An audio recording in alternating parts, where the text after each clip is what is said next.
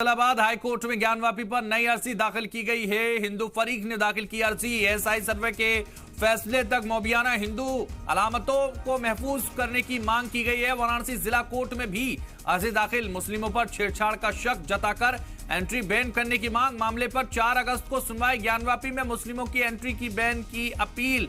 छेड़छाड़ का शक, 4 अगस्त को सुनवाई। तो छेड़छाड़ का शक इस अर्जी के द्वारा पेश किया गया है।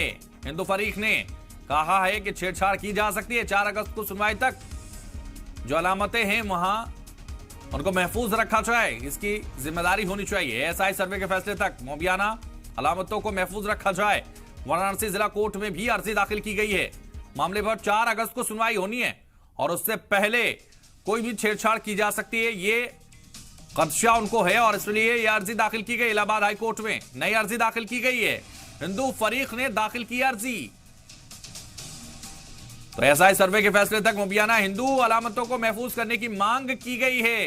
वाराणसी जिला कोर्ट में भी यह अर्जी दाखिल की गई है। बड़ी जानकारी इस वक्त आपकी टीवी स्क्रीन पर। ब्रेकिंग न्यूज आपको बता रहे हैं। इलाहाबाद हाईकोर्ट में ज्ञानवापी पर नई अर्जी दाखिल की गई और इसमें हिंदू फरीक ने दाखिल की अर्जी। एएसआई सर्वे के फैसले तक मौबियाना हिंदू अलामतों को महफूज करने की मांग है। वाराणसी जिला कोर्ट में भी अर्जी दाखिल की गई। मुस्लिमों पर छेड़छाड़ का शक जताया जा रहा है। मोहम्मद गुफरान इस वक्त फोन लाइन पर हमारे साथ, हमारे रिपोर्टर सीधे जुड़ रहे हैं। मोहम्मद गुफरान, ज्ञानवापी में मुस्लिमों की एंट्री बैन की अपील की गई है इस अर्जी के थ्रू, और एक और अर्जी, ये नई अर्जी दाखिल की गई है कोर्ट में। क्या जानकारी इसको लेकर आपके पास?